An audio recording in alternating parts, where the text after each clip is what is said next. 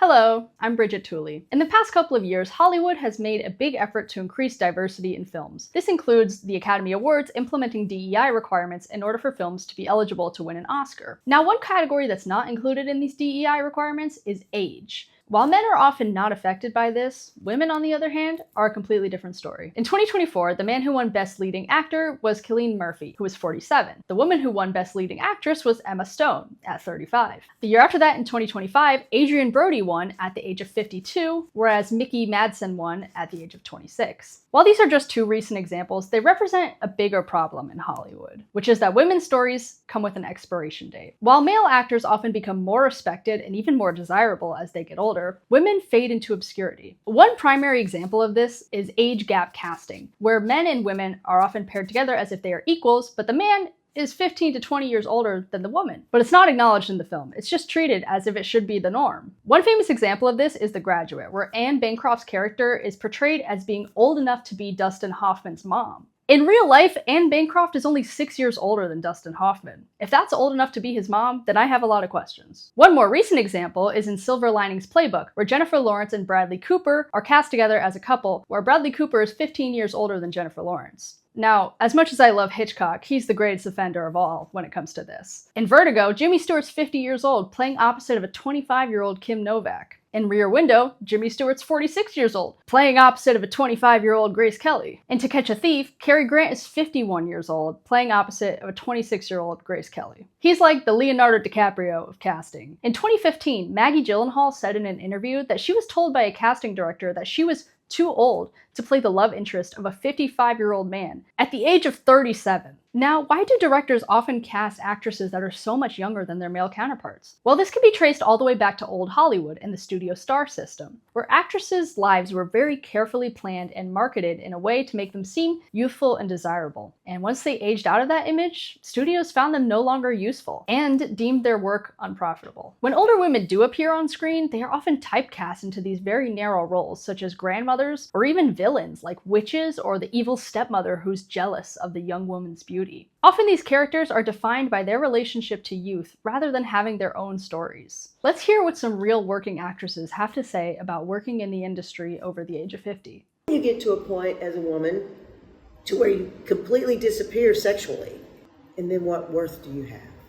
No value.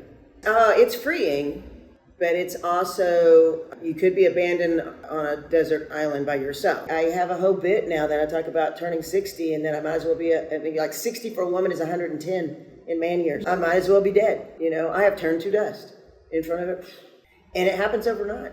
You don't realize that's happening when it happens, and then you just disappear. But pigeonholing, I want to have a choice on stage as to who I am.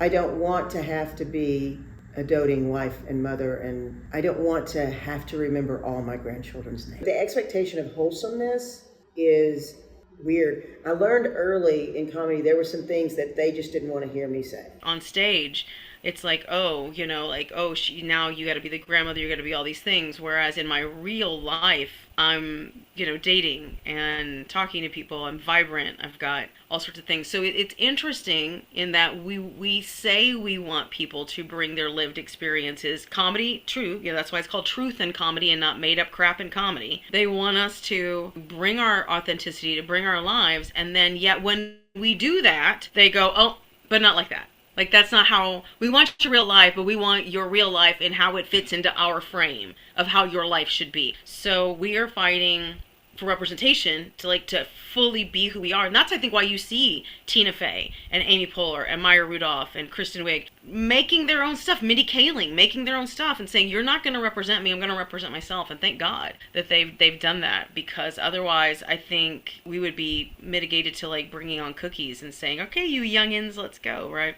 This ageism against women doesn't just stop at casting, but it extends into how women are portrayed in the media. Women are faced with a damned if you do, damned if you don't choice, where if you get plastic surgery, you're often ridiculed in the media for trying to look young. And if you don't get plastic surgery, you're often being called brave for simply existing. Andie MacDowell said in an interview where she was asked about her gray hair that nobody would tell George Clooney that he's brave for letting his hair grow gray, so why are they saying that to her? You'll never see a man being described as aging gracefully in the media. Now, I don't want to make it seem like I'm just sitting here and complaining. There have been some improvements in reducing ageism against women. In 2023, Michelle Yeoh and Jamie Lee Curtis won both categories for the Academy Awards, while both being over 60. In addition, popular shows right now, such as Hacks and Pluribus, feature women over 50 telling stories that do not relate to motherhood, grandmotherhood, or their relationship to youth and beauty. Additionally, actresses like Reese Witherspoon have taken matters into her own hands by creating a production company that focuses on telling women's stories.